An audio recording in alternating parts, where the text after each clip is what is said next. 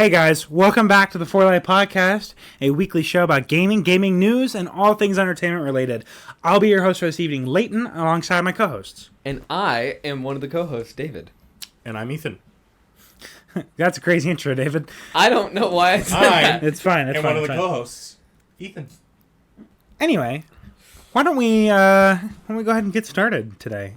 So Ethan, David, yes. do you want to introduce what we're talking about here today? Well, have you heard of, or any of the viewers heard of Xbox? this little game called Sea of Stars? It was recently released in late 2023. I believe it was August? Mid 2023? Yeah, August 29th, 2023 is the official release date.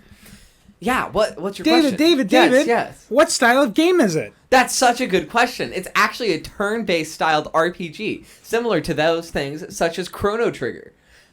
David! Yes, Ethan. Who is it released by? Oh, another good question. By Sabotage Studios.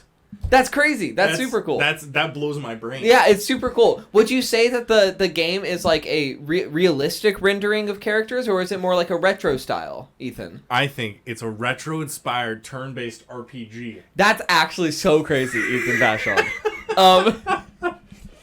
So, to be fully honest, we're obviously joking about this, just getting some of the basic facts out of the way.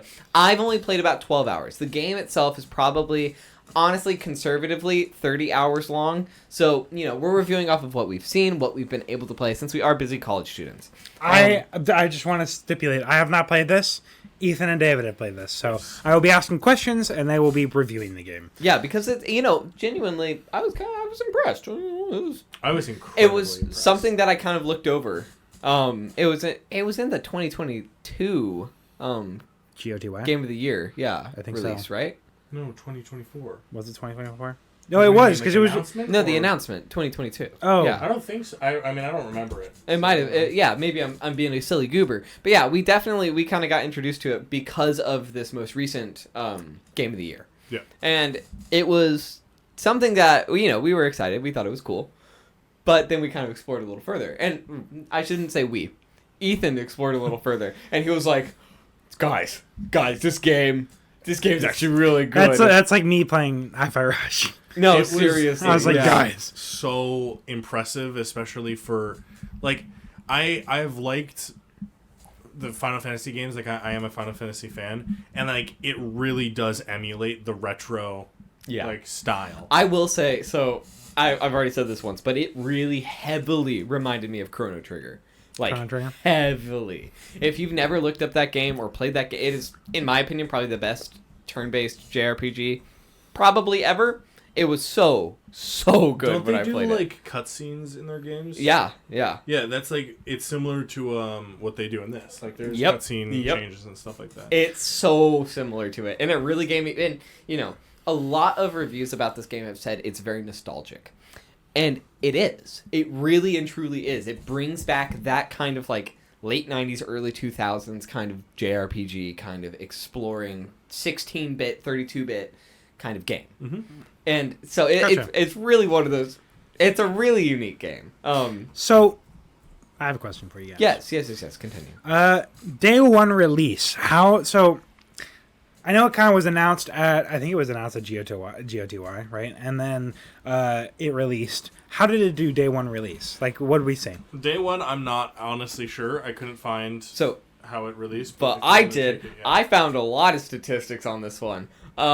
Apparently, it sold 100,000 copies in the first day, 250,000 copies in the first week, and it currently has been played by 4 million players. Damn. So that's crazy. It kind of fucking blew up. Just a teensy bit. It was actually a really big game, and I did not expect it to be that big. Because it is indie, correct? Yeah. Yeah. So they're indie, yeah. This has had more players than Dave the Diver. That's wild. Yeah. That's actually really cool. I was so... There, I don't know if you've got into it yet, but there's a... No, you definitely haven't gotten into it. Or, wait. Maybe. I'm not sure. But there's a portion, this, side thing that has no really use to the story. But it's just to, appreciate the people who played the game Dude, that's some natural ambiance. That's some dorm ambiance right No, there. what are you talking about? We're in like Boston right now. Yeah, no, yeah. Oh yeah, sorry. We're Downtown actually in downtown Boston. We can walk to PAX like right now. It's happening right now. Right now. Yeah. Yeah. We're 3 weeks in the future. But yeah, no.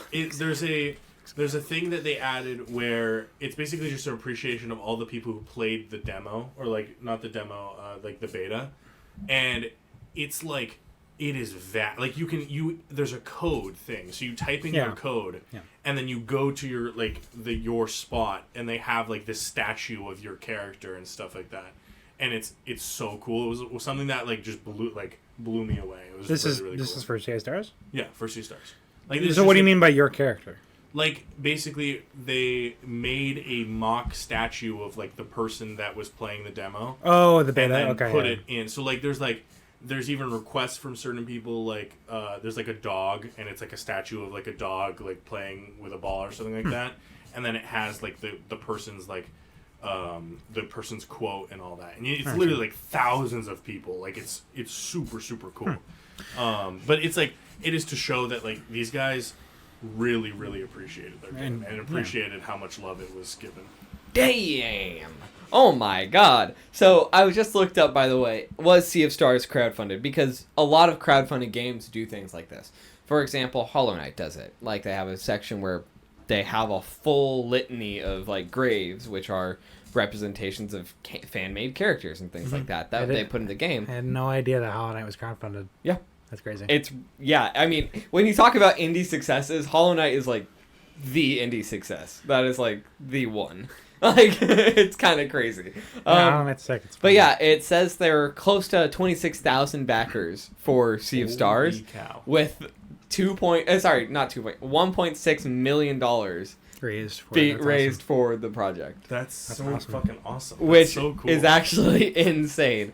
What was I gonna say? And I think, if I'm correct, that I'm going to check this really quick, but I think Sea of Stars was made using RPG Maker. Really? Mm-hmm. What is that? So RPG Maker, it's a system that it's like a pre-made system where you can go in and build an RPG game from scratch. You put in your own art, you put in your own animations, you do it all yourself, but it's like this base to build a game from, almost like how Unity is like a base to build something from. Yeah. So actually, this is really cool. Something and you can buy on Steam. Yeah, seriously, it's really, really neat. No, I mean RPG Maker. Yeah, RPG Maker. Okay. It's really, really neat. And we actually should talk about the platforms that it's on later. But I'm reading this book right now called Tomorrow and Tomorrow and Tomorrow. You know, you'd think it is a Shakespearean book. It is not at all. It is. I think it's about tomorrow.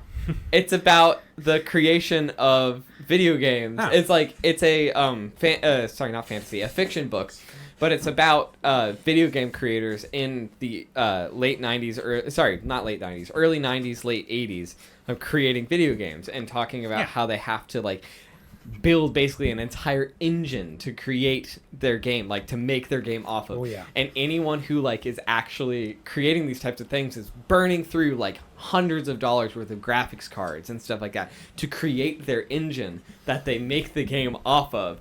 It's really a fantastic book that I might actually lend to you guys soon, because it took a really, really hard twist. Did not expect it. And if anyone's read the book, you'll know what I'm talking about. That's interesting. But I will say also, this book is definitely for people who are like 18 years older.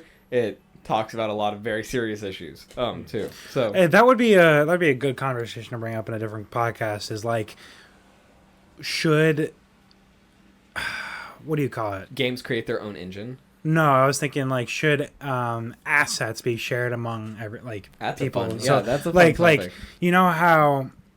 Like game engines, people used to have to build it from the ground up. Now you can go out, you can buy your game engine, or you could subscribe to a thing that lets you build from a specific engine, like the Unity engine or the RPG Maker. Like, now you can do that. But should things like models and textures and whatnot or maybe not textures, but like you know what I'm saying? Like different assets or whatnot that a company builds. Should those?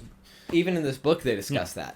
So the first real game that these people in the book made, they made using someone else's engine. And they were just like, does this make us not like true game developers? Are we actually like stealing this from people? Like, is this a problem? Like, even if it was given with like permission and stuff like that. It's a really cool book, and I totally recommend checking it out. Yeah. But back to Sea of Stars. So we kind of talked about the background a little bit here. A little bit, but I don't think we've really gotten to the story. David. I'm hosting, motherfucker! I'm trying to lead you in, bitch! Okay, my question, Ethan, is I haven't really played Sea of Stars, so I'm assuming you're the one entering this. Are you? Yeah, okay. I haven't really played Sea of Stars, so can you give me like a little rundown of the story and like what is it like? What do they actually go over in that game? Yeah, I think David actually will have a better Okay. Yeah. I can go... I was waiting. We can't do this, guys. We can't do this. We can't do this. What can't we do? This. Oh, bullshit! Go ahead, David. We can't do podcasts. I looked him dead in the eyes and I said, yeah. In my head, I went, I'm immediately, as he's going to let me talk, I'm going to turn it to David and say, David, you can All right, David, the story of Sea of Stars. Okay, the only reason I'm doing this, and I know I've talked a lot on this podcast already, is because I wrote out an entire thing, and Ethan was just like, you're a fucking English major. I'm like, I am not. So, in a world threatened by otherworldly monsters called Dwellers, Valerie, right? Yeah. Yeah, Valerie and Zale. I actually have never read that name out loud until just now. Valerie and Zale, empowered with Eclipse magic as Solstice warriors, so Eclipse magic is power from the sun and the moon, embark on a perilous journey aided by their childhood friend Garo, who is a warrior cook. Their ultimate goal here is to fight these Dwellers, using only the magic that can hurt them, which is the sun and moon magic, the Eclipse magic, and to bring them down, to like basically defeat the big bad. Right. Okay. And it basically the first kind of couple hours of the story is you growing up, learning what you have to do, and then the majority of the beginning of the story is like prepping for an eclipse, which is the only moment in which you can take down a Dweller. Yeah, and also as well, they are like specially raised for this. Like they are the Solstice warriors. They're part of this like elite group, and only this elite group knows how to use this magic, and they only this elite group really knows how to deal with these Dwellers. And Gotcha. Really, the problem dealing with it. So okay, so I think that's a pretty good rundown of the story. yeah, right? I think Is so. there any? Yeah.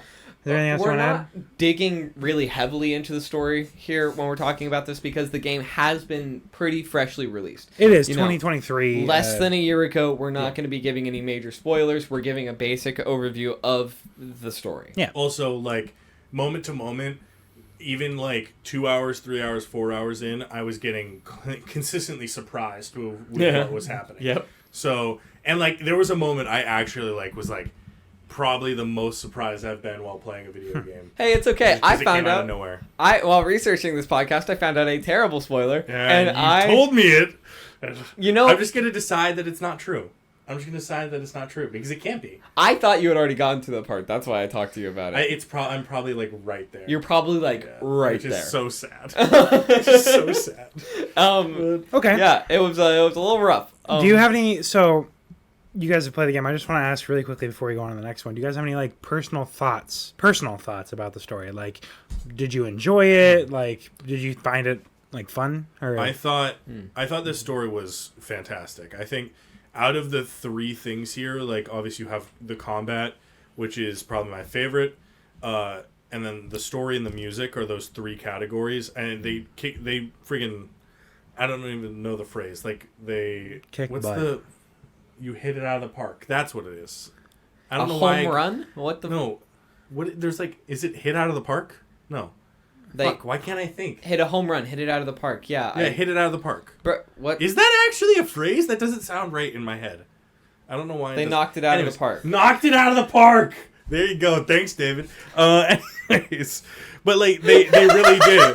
It was the story is fantastic, and also the character writing is super good. Like I love how they talk to each other, and I love the lines. It's really I'm gonna funny, jump too. in here. The Yeah. best part of the story was the characters. These are some of the most fleshed out characters within a JRPG, within this like 2D type of retro game that I've ever seen. It really was powerful. It really was impactful. I think that honestly was the best part of the story for me. Was the growth of these characters. It was fantastic. It was great. Gotcha. I'd say the story itself, it's pretty typical. Kind of these enlightened warriors go to defeat the big bad. That's kind of every game. That's but it gets a little more impactful. I think also like it changes like What? Nothing. Nothing. What the fuck? Aiden, I'm an evil person. It's fine. It's okay. Move on. it so changes like Aiden, fuck you. it changes like after so where he is right now, he has witnessed most of what the game has to offer. There's like 2 more moments that will change the story, and it shifts the entire format of the story. So it's maybe I'm actually incorrect about this one. I think that's where it's like it is at its core it's simplistic, but from what I think it's going to do, holy shit. And I've also heard that New Game Plus is also like different stories and stuff like that. That's sick. So- I love when games do that. Okay. So I think that was a pretty good rundown of the story. My next question is: I personally don't play a lot of turn-based games, like RPGs, or turn-based games to begin like at all. You're a big action boy. Yeah, I don't like. I don't know. I like Honor. Company of Heroes. Okay. Yeah. Okay. Thank you. That's not really Civ 6. Civ 6, I think, is the only Civilization is one of the only Turn-based turn-based action games. games that I actually like. Yeah. Genuinely play. I don't think it is. It's. I I would guess say it. it's I guess strategy, it. I think it's but- strategy. I don't think it's turn-based I- RPG. Well, it kind of is. It's- I mean, it's in its own category. It's not almost. turn-based. Like everything happens simultaneously. It's just you take your turn. Yeah. Yeah. It's- I would class. No, yeah, it's a turn-based strategy. Yeah. Okay. No. Yeah. That's super Yeah. cool. So Yeah. and then D&D would be the only other turn-based strategy game that I Yeah, play. Baldur's Gate is also. I don't you play have to Baldur's that, Gate. but, I mean- like, So yeah, exactly. It is I- D&D. So Things like Pokemon and stuff are also turn-based games. I Like have never played Pokemon. like Final what is Fantasy. Final Fantasy is Never played another good one. Persona is Never another good one. Is it? Final Fantasy is like the most I can think of in terms of the turn-based because of like even Final Fantasy 15, where that was a little bit more flowy, is like the whole thing of like, oh, now it's your turn, and then they like Yeah, flip you jump over in this and thing, then jump it's like, in and yeah, then it's jump in. back and forth. Also, look, this is fucking Chrono Trigger. Does it not look like That looks sick. it doesn't It not also look like looks- the Sea of Yeah, Stars it looks combat? really similar. That's It's actually sick. Actually insane how similar They it is. probably emulated. That was probably what they Because did. look at it. Look how similar like these open world things are. Yeah, Like that's really dope. But anyway, it's really sick. gameplay. Turn-based RPG. Yeah. Go ahead, please. Ethan can take it. Yeah. So How was it? The gameplay of this is you're going like, I don't know if you'd say level to level. It's more of an It's like a linear, just kind It's of. I called it linear exploration. Yeah. So you're going from, there's like islands. So you're going island to island, and you're going and exploring the island. There's other things that you can do. There's portions in which like, shut the fuck up. Where Sorry, you go from island to island, and you explore the island, and there's other things you can do. I'm about to explain the other things that you can do, you asshole.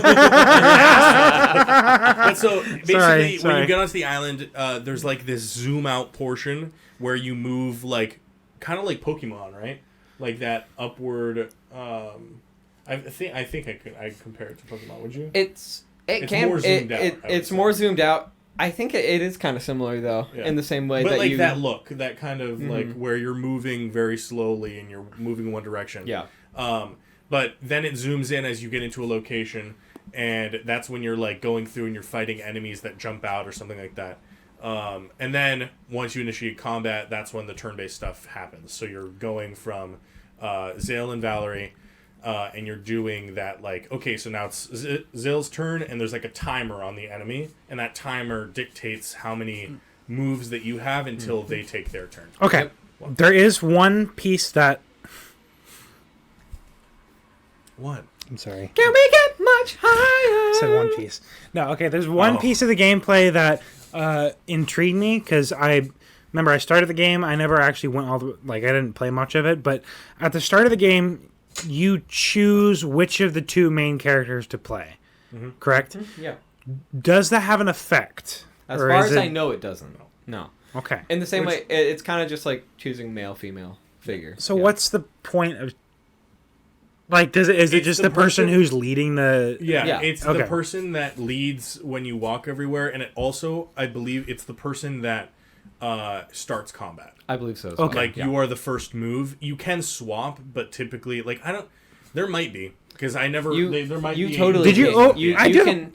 I mean, they totally... could be. I mean, we obviously haven't played the game through with a different character, but you can definitely have it so that your order of people who are going into the room are different. Yeah. So that's just something I want to mention as well. Who did both of you choose? I chose Zell. That's interesting because I chose Valerie when I started. Really? Yeah.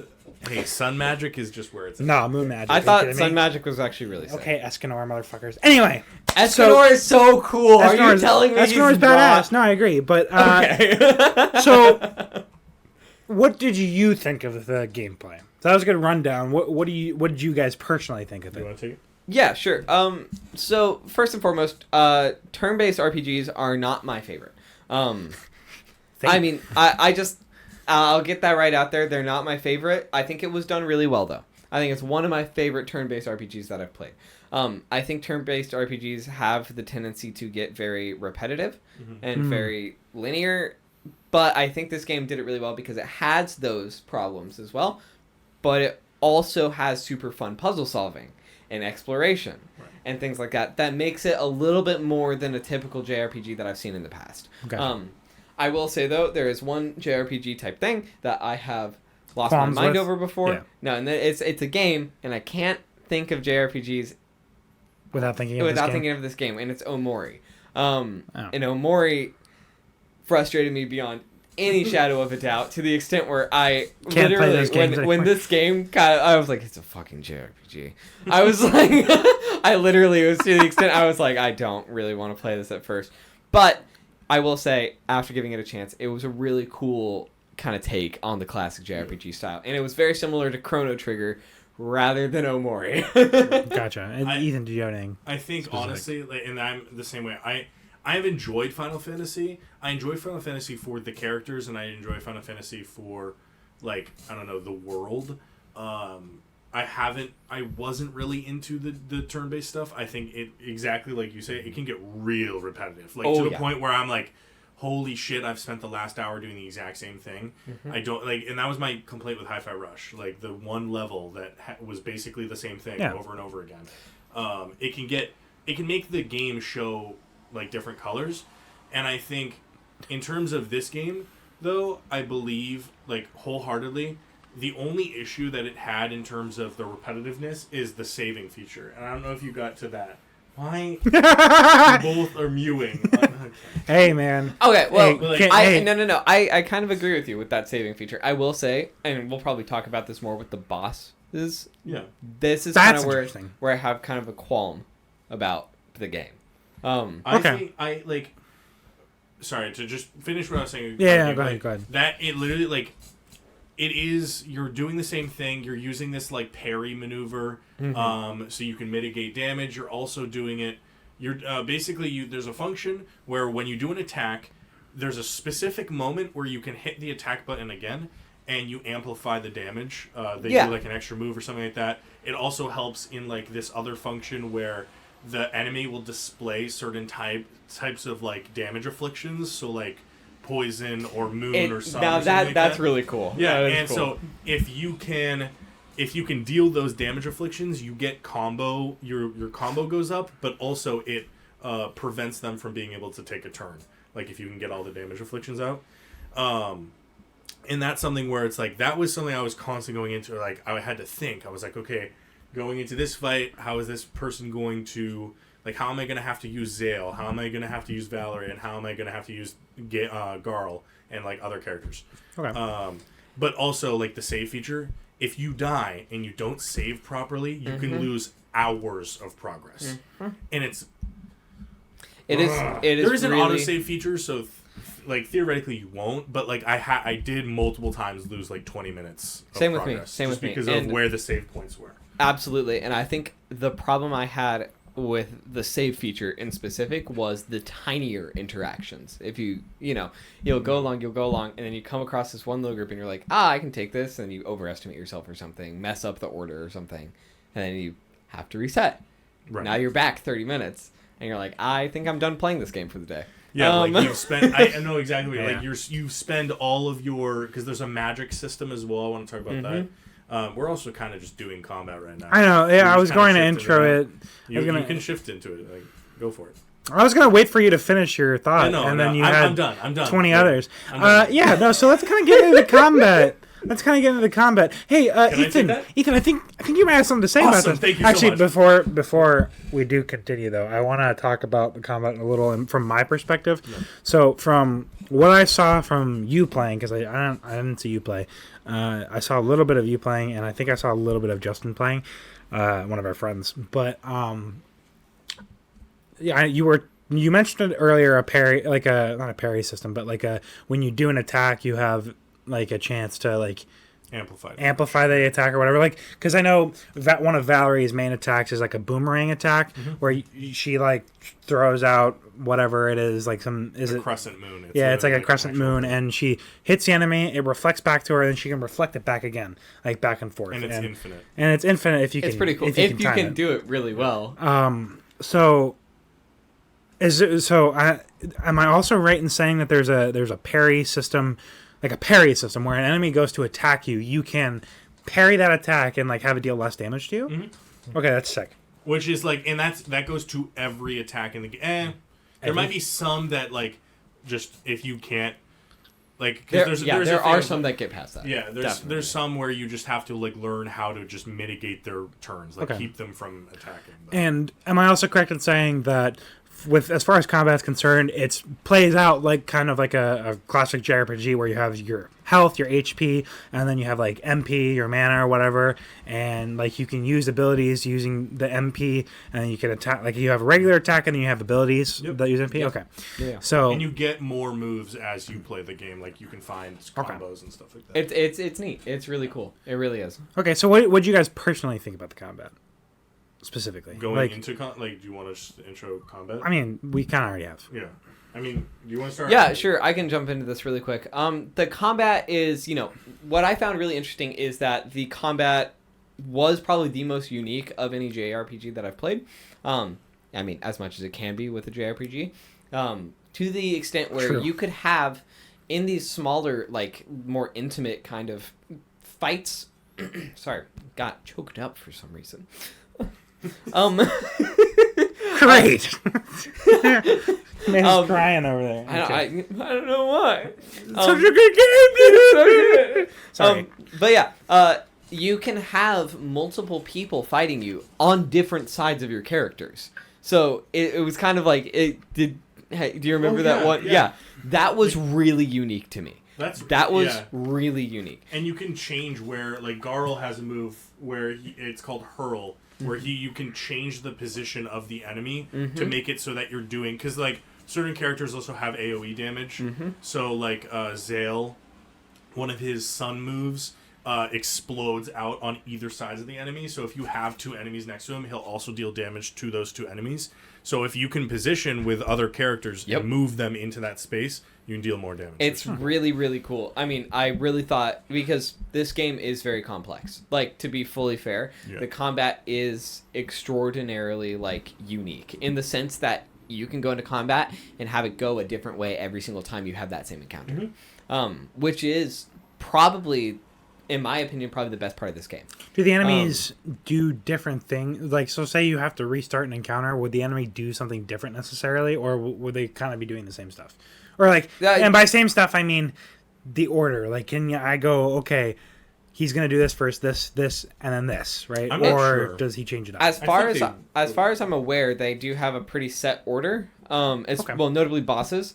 But I think depending on the boss, it can mix it up as well. It's also like, and that seen in other games, like if you deal a certain amount of damage or if you do something, they'll have a reaction to it. Like the AI will change what it wants to do. Yeah, you get to like, for example, you get one boss down to like 50% or so, and then it starts like kind of doing more AoE damage rather than single target damage. Gotcha. Okay. Which is, really cool stuff. I thought that the combat, truthfully, was probably the best part of this game. Ethan, do you have any lingering thoughts on that? Oh, I don't think so. I think I covered it all. Okay, well, we kind of mentioned it a little bit, but I want to ask about bosses because I didn't get very far. I got a little bit of the exploration piece, a little tiny bit of the story, and I got like the character bit, but I never got to a boss. How do bosses play out, and how does that like affect? Like how did you have to go about that? Anyone want to enter this? You can take it. Okay, I thought the bosses were like phenomenal. I think it was. There's like, I think since like playing, I've probably got 8 or so bosses, 7 or bosses. And down. you're not done, right? No, I'm not. I think I have like probably another 10 hours of playing. Okay. But it really is like. I remember there's the beginning boss, the first boss of the game teaches you about this other function of the game that allows you to amplify your damage past that function that we talked about before, where you can use like resounding magic in the area. And residual? Like lingering. Yeah, lingering. Yeah. But you have to, I want to explain it because it's kind of a spoiler. It kind of is. But basically, like, that was something where I was like, oh, this is really... Because I wasn't doing it correctly, and I was getting mad, and I was like, I don't understand this. This isn't fun.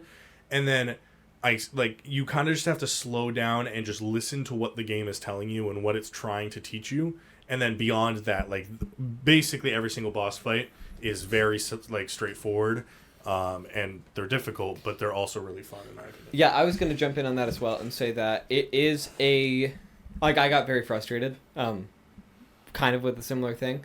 I don't know if it was necessarily concerning this exact same thing, but I got kind of frustrated with the pacing of the game and everything, and especially the boss fights. And I was playing them, and it's kind of similar to a pretty typical JRPG where you're fighting the bosses for 10 to 20 minutes. And if you die, you mess up or something, sometimes the save points can be fucked up. Yeah. And I gotcha. That's kind of why this frustrated me more than I wanted it to, with the boss fights in particular. The learning curve of the boss fights is pretty steep, I will say. Yeah. But once you get it, then they become easy and almost repetitive. So that's what I struggled with. Yeah, I think, and I guess where it comes down to, I don't know, that click for me was also... I guess I had the worry the entire time. So that's fair. Why it wasn't repetitive is like I was worried that 20-minute thing was going to happen to me again. Because he's completely there was right. One boss that made me want to lose my mind. It was the Malco Mud. It was the I'll look it up for you, Ethan. You'll recognize this bitch. I think I know what area he's from. You'll recognize this bitch. I have a couple of stemming questions after this that. one frustrated me so much. I kicked his ass because I don't know what it was. I used something, but I was dealing like nothing to him for like 10 minutes, and then it finally started clicking. I was dealing nothing to this guy. I was dealing nothing. And I was stuck in this fight for so long, and I literally just exit out of the game. I was like, I'm done. I don't want to redo this fight. And then I had to like look it up and realize I was being stupid. But like, and that's the thing is like, I would recommend going into these. Don't just play it like the last one. Mm-hmm. Test new moves out, test other things out, and see how the boss reacts. Because also it will tell you like straight up, it will be like resistant or immune or like upon hit a strike. Like and that tells you that like whole damage affliction that we were talking about earlier. That is what you're looking at. Is like if you deal sun damage and it says resistant, don't deal sun damage. Like so, like if you're going up against a Dark Souls boss and you use fire and his health barely goes down, you're like, I think he's resistant, like something like that. But instead, it actually tells you. So I actually do have a couple of stemming questions from this. Would you guys say that the game does a not great job of trying to convey how to do something to you? Like, not necessarily teaching you how to do something, but convey that, like, okay, here's how you do something. Like, is it bad at teaching? Is it bad at conveying? Like, I wouldn't say it's bad at teaching or bad at conveying. I think it's just a harder game to grasp. Yeah. So I mean, it does what it needs to teach the player. Okay. It's not going to handhold. It's not a hand-holding game. In the same way, you wouldn't want Elden Ring to be hand-holding. oh yeah, no, I agree with that. So, but it gives you enough information that you can go into it and experiment and learn, which is probably the best thing. Right, and that is what every single game that we've seen in like the past year and a half has tried, especially the FromSoft games, is like the point is not to do the same thing over and over and over again. Every single game? There. Most games. Like Hi-Fi Rush. Shush. What about Every single even no. You're like I get what you're saying. Only a Sith deals in absolutes, Ethan. Listen. Hi-Fi Rush is also an example of that. You can't you can deal you can just keep pressing X the entire time, but that's going to you have to use the other characters that you have in your entourage. That's just a game. Well, exactly. I know, but that is a thing. You could play the game just dealing sun damage and then going off and using the other characters just main weapons. If you feel like Val does more damage and you use the other characters to just heal Val. If that makes sense. Which is kind of why it's cool that you can order the characters as you enter a room and type of stuff. So you can have a person be more forefront, or if you are kind of thinking ahead, you can balance out. If I use this person's move will be more effective. This person's move will be more effective, and then I can loop it around to do this attack or something like that. It's pretty complicated, but it's pretty good. Like you can go into your average fight. You can go into your average fight doing playing how you want to play. Because you like this certain move specifically. I would love that boomerang move because I could feel like I could do something a lot with that. Whereas if you go into a boss fight, you have to experiment. You have to push yourself outside of what you like to do and try other things. Okay. So take for example, it's trying to get you out of your comfort zone. Let's say you love that moon move. If there's going to be a boss that's going to be immune to that. Or not immune, but heavily resistant. I got you. So even if you want to use that and you were the best player, it's gonna take you 2 hours to whittle its health down. There's even I remember there's a couple main enemies that turn into maybe an enemy that kind of FromSoft where you come across an enemy and it's this big grand thing and then they become a small enemy later in the game. Do you know what I'm I know. Yeah, of course. Yeah. That's something that happens in Sea of Stars, and there's characters that also will exploit that encounter, where maybe you saw them the first time, this second time, now when you get close to them and you try to do that move that they were resistant to, they immediately take their weapon and parry back on you. And that's something that it is changing. Obviously that attack is not going to instantly kill you, but it's oh shit, now I have to change up what I'm doing, and then you go into the next one. And it's a constant learning type thing. When you have those recurrent characters, you have to remember they are resistant to this. I can't attack with this. This character is resistant to this. I can't attack with this. Okay. So you have to be switching constantly. Gotcha. Okay, well I think that's a pretty good review of the bosses. I think you guys. Yeah. You guys have any other lingering I think they were specifics about bosses. I can't think of it. Okay. So my next question is about the music. I honestly, again, I didn't get much of a taste of it because I really only played a little bit of it, and I know you guys mentioned earlier that the music was a big piece. I know you were saying it, so he was saying it too. Did you? I don't know if I did, but maybe I did. I thought you did. I totally might have. I thought you said there were 3 sections that were really. No, good. That was him. Oh, that was you. Yeah. I'm crazy. Anyway. Crazy. So the music. What? What kind of music would you say it is? It's. And then tell me after you tell me that.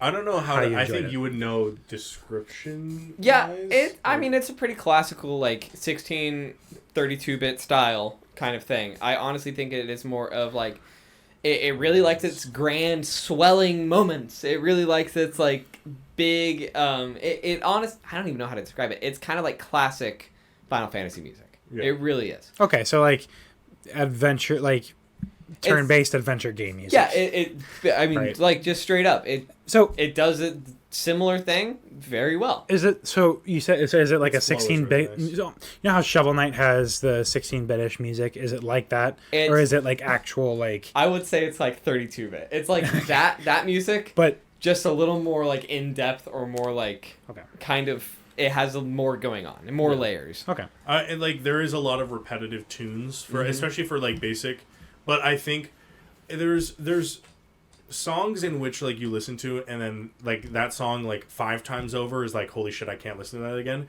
and then there's a song that you can listen to like 200 times over and that's when it's like okay I'm done. This is where it's like it has enough to it where like it hasn't gotten repetitive to me.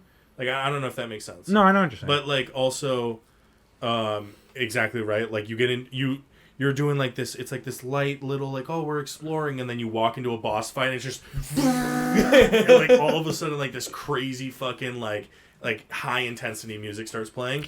But there is a flow to it. It's not just all of a sudden. Does each boss fight have Unique different music? Yes. Okay, good. That's kind of like a base question. I know that's kind of that might be a dumb question, but like no, not dumb at all. Yeah. Different areas also have different music too. Okay, like good. different islands and all that. Some of it was really cool. Do you remember the water level? Yes. Yeah. Oh my actually, god! Water level, like the one with the tubes.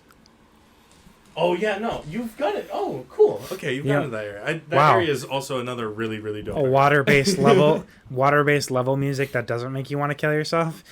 I've only played Mario. Oh my god.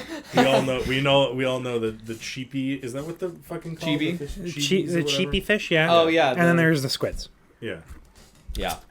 Anyway, not appropriate for Twitch. I don't know what you're talking about, Ronnie. Never mind. Moving on. So, personal thoughts. You guys really did you enjoy the music? Yeah, I thought it was great. I thought it was good. You guys were like, wow. We went into this section going, okay. oh my god. You guys looked at each other, and I asked at the end, do you guys like this music? You know, it was good. I don't like it. I don't like it as much as Ethan. Like just straight up. I think it's good. I don't think it's anything extraordinarily noteworthy. I thought it was. I think it was like an 8 out of 10. I think honestly there's a lot that I was like, okay, this song again, but like it was a little repetitive, that was really cool. But it did its job well. Okay, which is better than a lot of games. All right, I guess we can go ahead and go on to the final section before our ratings and reviews. Visuals and quality of life. So I'm looking for like, how did the game present itself? Was it pretty? Like that's a pretty basic question. And then quality of life, like did the game make it hard like the save points would be a quality of life thing. Yeah, absolutely. Would that make it hard for you? So anybody want to take this one to start? Sure, I can go ahead. First and foremost, the visuals are gorgeous. Like just stunning. Yeah. I think in all sense of the word, it's a testament to pixel art. Like pickle art. Pickle art. I love pickle art. I love pickle art. I'm sure you do, Ethan. Ethan's a big pickle guy. Okay. Okay. The world feels really alive. Like just straight up. I think the enemies are very unique looking. The sections are very unique looking. It has a really good dichotomy between the boss arenas and the open space of exploration. It does it really well. I think this is my second favorite part of the game, behind the combat. Okay. I would say quality of life can be improved. There are small things here and there that I think, a little tweak here, better save system here, maybe a better swapping system between like certain moves or something like that. Maybe something better, like maybe a better, more like elaborate map or something like that. Yeah, I gotcha. I think small little things like that could have made the game flow a little better. But I don't think it really hindered the game. Okay. Ethan? I agree with pretty much everything David says. Like, I think there's, other than like, quality of life stuff, the saving thing is definitely something that bothers you. Or bothered. I guess it's like, I think it can be tweaked, but also I think it's good for what it is. I think the whole game is trying to be like, hey, you should be intelligent about this. You should be thinking about what you're doing. And if you're not thinking about what you're doing, you're gonna get punished for it. And I think that's really cool. That is a really cool aspect that I think you have to go into every encounter intentionally. Right. Mm-hmm. Yeah. And that was also getting certain gadgets. We didn't talk about gadgets, but you receive gadgets. Yeah. I'm not going to say what they are, but like those gadgets can determine whether or not you want to go into a fight, and it just reinforces the like you need to be 100% sure that you want to fight this boss right now. Yeah, some more ambiance. Yeah, some more ambiance there. Love the Yeah. What would you call this area that we live in? What do you like? College town, I guess? Residential. It's a college residential It's not- area. Is it really residential, though? It is residential. It's kind of a downtown. It's kind of. Downtown is like that. I think it's like That's what I'm saying. it's a classic downtown of a college town. Okay. I think that's pretty. Anyway. Yeah. That's side tangent. Sorry, but I think that's pretty much it for. So yeah, what I had to we're say good. for it. All right. Now, I rate this game. No, I'm kidding. Guys, you two. I want to ask, what is your rating? And I want an explanation as to why. Just summary rundown. Who wants to start? I guess I'll jump in. All right, go ahead. I gave it a 9 out of 10. I originally had it lower at an 8 out of 10, but I really think that the combat, the visuals, and yeah, I'd probably say combat, music, and visuals were probably the best part of this game. I did see. I do want to stipulate that I did see. Again, I played a little bit. I saw the visuals. Super smooth, super beautiful. Like everything stood out to me. There was one bit the other day when you were playing and I saw you that it almost felt like it was like sectional, like 2D sectional almost. Did you guys get that feeling yet ever? Yeah, I there were some times when it was pretty obvious, but also, you know, It was that area that I was in. Like they were trying to hide things from you. Oh, okay. That's I got you. I mean, yeah, there were some parts where you think, yeah, maybe this is a little sectional, but until you play the game, you really don't understand how smooth it is. It never feels like there's a choppy section there. Oh, Wow. maybe there's one or two, but like it really feels like you're flowing from one area to the next, to the next, Even to the going next. into rooms, like Even it's going like into rooms. you're walking in and it keeps that motion. And I guess maybe it's also the system that I'm running on. That downtime is like cut a lot. Extraordinarily short. Yeah. So it helps, but like I think also this game probably would run pretty well on even Xbox. probably a laptop. Yeah, Even probably my pretty well. piece of shit computer. Yeah, seriously. Sorry, I didn't mean to interrupt your rating. No, Go you're ahead. yeah. So yeah, I give it a 9 out of 10 because it could be perfected. Absolutely. It got a little repetitive in some areas, a little frustrating at the beginning. The music was good, but it also could get a little repetitive. The gameplay was fantastic, probably the best part of the game, as I said before. So a testament to all, it deserves a 9 out of 10 rating. Probably one of the best JRPGs I've ever played. So 9 out of 10 for that? 9 out of 10. Interesting. Okay, go ahead. And then I am also going to second a 9 out of 10. Originally, Wow. I was a 10 out of 10 because I guess I put this on my game of the year. Wait, Yeah. my rating went. The only reason my rating went up, by the way, was because I really was impressed by the boss fights. And at first, I had the boss fights as a negative, but no, I rethought it. I think like, That's valid. and I guess I rethought my thing as well. I think I have a tendency to overhype things or something like that, or like in my brain, I'm just like, this was awesome. But there's things that could have been changed. Like the save system really did make me upset a couple times. Mm-hmm. And that's something that like it didn't necessarily take away from the game, so that's why it's not like it wasn't a portion of the full point. But then there was also that repetitive aspect that came in. And I think I want to actually just talk about this real quick.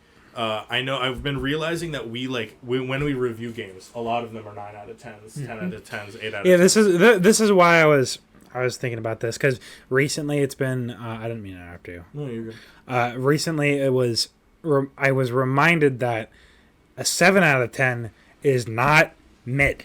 A 7 out of 10 is a good game. Yeah. Yeah. A 5 out of 10 is mid. 3 is and 1 is bad. You know what? With that, I actually will probably move mine down to an 8. I'll move mine down to an 8 out of 10. I think honestly, you make a really good point there that I also do have the tendency to overhype games and overrate games. I think the reason I gave it a 9 out of 10 originally is because I really connected with the game and the story and the characters, and I'm a sucker for story. Like, just straight up. Yeah, and that's valid. That's what I'm a sucker for. Disco Elysium. If you have a good story, I'm probably going to rate your game better than other games. Like, I'm going to keep it real. Well, yeah, if you have a bad story, I'm going to probably heavily shit on you too. But, yeah, I don't know. That's something that was brought up to me recently is like 5 is a mid game, 7 is a good game, 10 is the best game you've ever played. Or one of. Yeah, I think I only have like 3 10s in my list. And that's something I need to revise myself. It's something we should go over at some point. But so you, Yeah, no, you're right, 8 out yeah. of 10. And I'm what do you saying think? 8 out of 10. Well, so okay, so I think, yeah, I'm gonna keep it at 9 out of 10 because I think this game really it was the top of my list, which I think of game of the year. I think I would take this down. But what I was trying to like get out before is sorry. No, you're good. Is that going forward? Like, if you guys see our reviews and stuff like that, a big thing like we're college students. We don't have a ton of time in the world, so No, if a we game does not hit. We're not playing. Like Yeah. we're not a company that can just sit all day and play those games, Yeah. review those games, Mhm. and so you're gonna see like. And granted, we've played I played Gotham Knights with Aiden, and we didn't like that game, and we thought it was. I think we rated it 6 out of 10 or 7 out of 10. But you didn't or like I think the I game. like a 5 out of 10. Yeah. I think it was a 5 out of 10. But like. That was a rare thing where I played it through because Nick, our other friend, really enjoyed it, and so I had that experience of like, okay, I had the entire game under my belt. But then there's other stuff like Dune Spice Wars, which I literally played like 20 minutes of that game. I was like, I can't keep going. I mean, this. there are games like, for example, Baldur's Gate. I have not been able to touch. I know it is a fantastic game. I know it's amazing. I don't have 300, 400 hours to dedicate to a game. Yeah. And the only game I can think of in recent memory that I've been able to really dedicate time to was during winter break when I was able to play Cyberpunk for like 100 hours. Yeah. So Yeah. There's I only been a couple of games recently from me that I've been able to dedicate a lot of time to. Games that are not specifically repeat games, like games like For Honor, that doesn't count. Fortnite Motorsport doesn't count. Fortnite doesn't count. Motorsport doesn't count. I mean, like story games, like That you it's sit only down a new game. it's Yeah. only been like Hi-Fi Rush, Hades, like Hollow Knight for a little bit there. Like that's all it's been really recently. But I think I just wanted to like kind of Assassin's Creed. put a thing Sorry. out and just say like that is we're not rating these games all highly because it's the thing, and we'll also change that. We're going to like have these discussions where it's like the realization that okay, it wasn't a 10 out of 10. It was closer to a 9, Yeah. closer to an 8. But also it's okay for us to Closer to- have those higher games because and closer that's to going to 2. happen because we enjoy these games and that's why we're talking about them. that's why we're playing them too. That's why we're playing. That's Yeah. why we're reviewing and playing. I mean, we definitely have our 10 out of 10s. Like, for me, Cyberpunk, Hollow Knight, and Disco Elysium. Those are my 10 out of 10s. I Yeah. truly believe that those are the top of the line. the top of the line, the best games that have ever been created, in my opinion. Yeah. But anyway, so to finalize, I believe the Forlight Podcast official review rating is 8.5 out of 10. An 8.5, that means it's above average. That's not just above average. That's Average pretty is good. average is That's 5. pretty good. Average is 5. Above average is like that's crazy. That's a good game. Yeah, that's cool. Kind of Funny also does a 5 out of 5 scale. So it's like I try to like Who? Kind of Funny the Asked. podcast. You're so funny. You're so funny. You're so hilarious. Well, You're so funny. The reason So- I don't like 5 out of 5s is because 5 out of 5 is literally just a 10-point scale halved. So, like, you give it a 4.5, that's a 9 out of 10. Well, no, that's the thing is you have to stick into one of the. That's how they do it. Is like a 4 means Interesting. great. A 5 means amazing. A 3 means okay. But you can also say it was okay or it was okay. Like there's tones that they do it, and that you can shift that, and I think it makes for an interesting discussion. That's not how we're gonna do it for like. But I thought, what? what if we did like 0 to 1 scale and we went into like super small decimals? Like, oh my god, this game I think was we should do that for this every game was game. a We should go back and this be like, game this was a. this a game 0.878. It was a great game. It was a great game, guys. It's a great game. 0.078. This game was a 3.14 15926. Anyway, 65359285. yeah, but can you do E? Can you do exponential? No, I can't. 1.6 is all I got, guys. Also, I don't have nerdy news, so. Yeah. Do we Pretty have much the any end of our nerdy show. news, Yeah. David? Nerdy Truthfully, news? I can't think of much else. I have a nerdy news. Yeah, go ahead. In 3 weeks. Yeah, in 3 weeks we got Pat. I'm so PAX actually East. So be on the lookout for that. We 1, will. 2. Yeah, no, it is literally. our Yeah, weekend Straight up is 3 weeks. I know from it- Saturday. We are going to be at PAX in 3 weeks. It's gonna be hype. I know it's 3 weeks because in 2 weeks I have 2 fucking exams, but that's neither here nor there. You know, it's spring break. They're prepping us. They really well, want us to cry at this little break. Also, another thing I want to mention is you guys. I don't know how that's gonna fit, but you guys might see a podcast that weekend. I've been trying to work out some things, so I don't know. Oh, there might be something or other that you should keep an eye out for. But anyway. But yeah, and then cooking should happen next week. Should happen next week. Okay. We were going to do it today. The problem with that was that the pans were not good. When I checked some of the college dorm pans, was not actually too pleased with the setup that they had, Did you and talk- I was not prepped. Who's your RH team right now? Hannah, Who's bridging from Lord. Okay. Yeah. Sorry. What? You doxed us. You doxed. Yeah, like that hasn't Look been at done the before. fucking sweatshirt I'm wearing. Like Ethan. that hasn't been done Oh. before. All right, well, so you can find us anywhere you find podcasts. That means like Spotify, Apple Music. You can find us on YouTube as well. Anywhere you can find a podcast, anywhere. you can find us. And yeah. Also, by the way, you goobers got to pay me for Adobe. We'll go over that in a bit, motherfucker. Bye guys. Well, okay. Bye guys. We'll see you guys in the next episode. I love Bye, you. guys. I'm hungry. Bye-bye. I'm very Bye, hungry. guys. Hi, I hungry. want food.